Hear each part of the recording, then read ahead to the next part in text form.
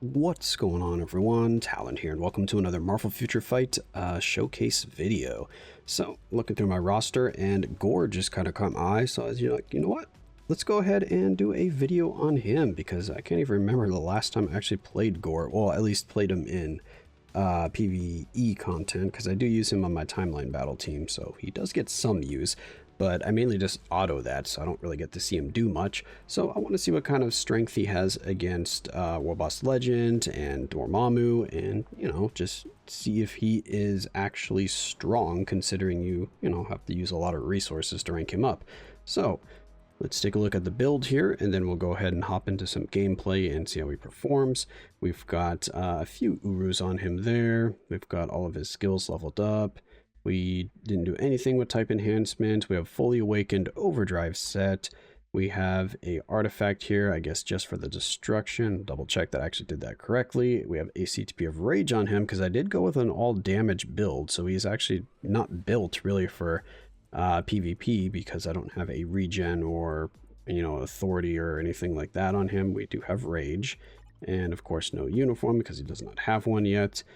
Take a look here. We are maxed out on pretty much everything that is important except for crit damage. We're lacking a little bit on that. And are we a destruction? We are. Okay, cool. So that's looking good. So yeah, let's just go ahead and test out Gorr and see how he holds up, see if his damage is any good or if he's pretty much just going to be a PvP character. So let's hop into it. Okay, so we're going to go ahead and use this team here against Ultron.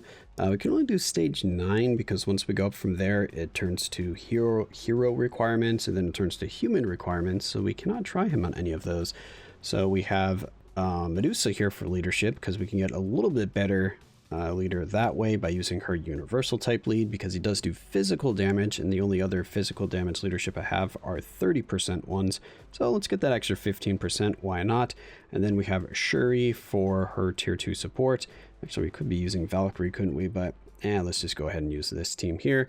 We'll use some dodge ignore strikers to counteract that, and we should be okay. So yeah, curious to see what Gorr's damage actually looks like. I can't remember, was I actually happy with his damage when he first came out?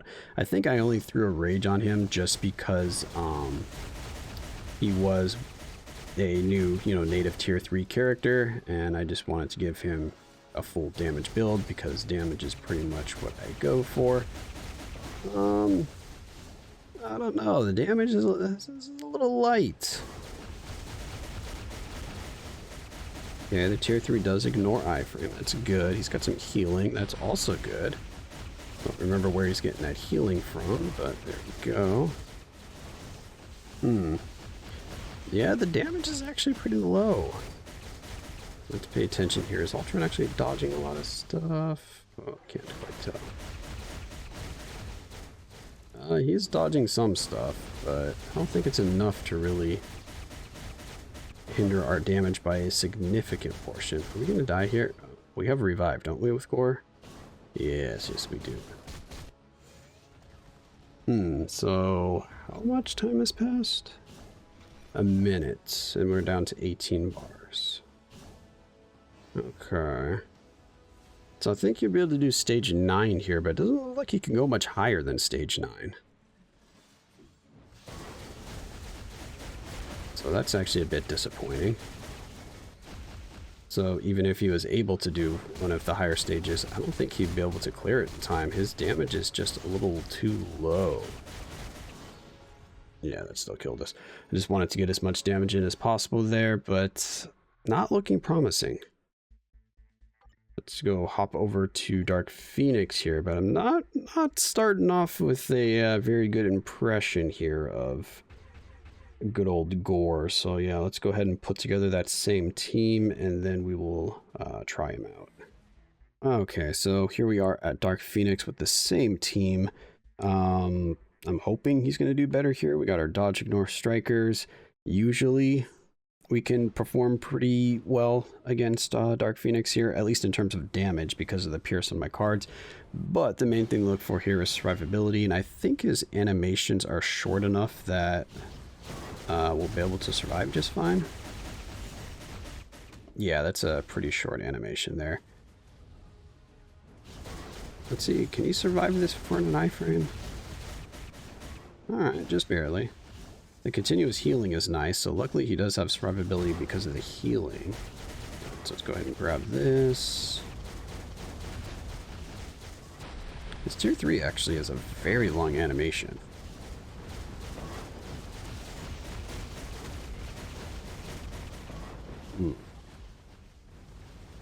His damage is still a bit low, considering that we have... actually, we're about to get to the phase change, aren't we? And it's within a minute. Let's go ahead and take that damage to get to the 30 bars. There we go. And that was within a minute. Okay, so his damage is decent, but it is on the lower side. Considering he's a native tier 3, I was expecting a bit more damage, but hey, what are you going to do?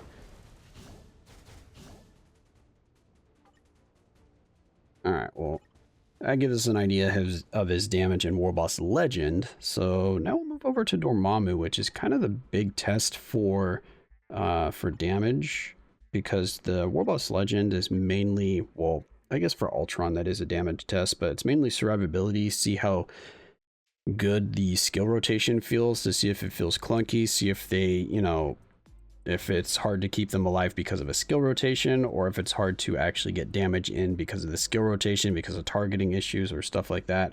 So that's kind of why Warboss Legend is something I like to do for these testing here, or for the testing. So let's go ahead and grab this team and try out against Dormammu. Alright, Dormammu. Let's see what you got here. Yeah. Big old countdown, and first skill rotation. Alright, not bad. Did he have Pierce on his 4-star passive like all of the other native tier 3s? I think he did. Oh, we got guard broken there. I was like, wait, why didn't we do our second skill? Alright, tier 3 time. How much damage did it do? Oh, it does pretty good damage. Alright. Let's go ahead and grab these skills. Okay.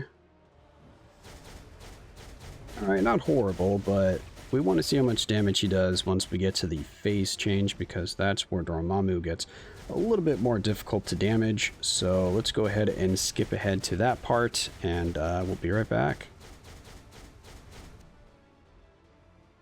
Alright, made it to the phase change. It was only a little over 2 minutes, so that's good. That actually tells me that he does have some decent damage. And now we'll start right off with the tier 3. Okay. It's at a bar and like 80% to the next bar. That's pretty good for the tier 3. And now regular rotation. A little more than half a bar? Was that like 60, 70% of a bar? How much was that? Let's get another rotation in here and see. Yeah, it's like 70% of a bar. Okay, so his damage is not bad. Oops, I didn't use the 5th skill. At least we got the 4th skill. I believe the 4th skill is the one with the accumulation. Maybe it wasn't. Our damage looks a little bit low there. Was it the 5th skill? I thought it was the 4th that had accumulation on it. Okay, yeah, that's not bad. But what I was saying is, how long were the cooldown on the skills? There were 7 seconds, weren't they? Alright, where are you going this side? 8 seconds, 8 seconds. Okay. That's not horrible then. I can live with 8 seconds, so doing like 70% of a bar every 8 seconds.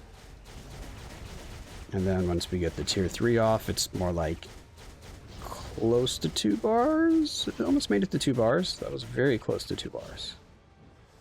Alright, so against Dormammu here, he does quite well, but I think that's because, like the other native tier 3s, he gets that additional Pierce built into his kit, and all Dormammu does here to make him, you know, more difficult to kill is he reduces your Pierce. Because look up here, reduces additional Pierce by 50%. Since he has more Pierce than the other characters on my team, he's going to look a little bit better here because he's not getting hit as hard with that... what, buff for Dormammu, I guess, debuff for us. We got like no damage there. What happened? Did our skill just like cancel partway through? I feel like the animation didn't even play out.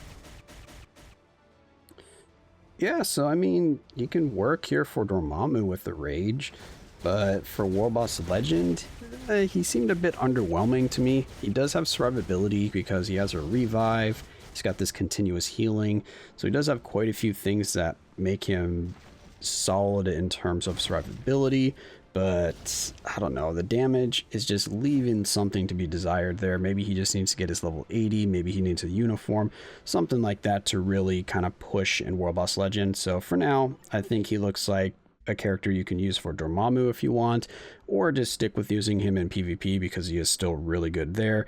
And yeah, you're not gonna really be missing out much if you build him specifically for PvP and, you know, not for PvE. There's definitely better options for PvE. So that's going to be it for this video here. Let me know your thoughts about Gorr in the comments below. But that's going to be it for this one. Hopefully you enjoyed, and of course I will catch you in the next one.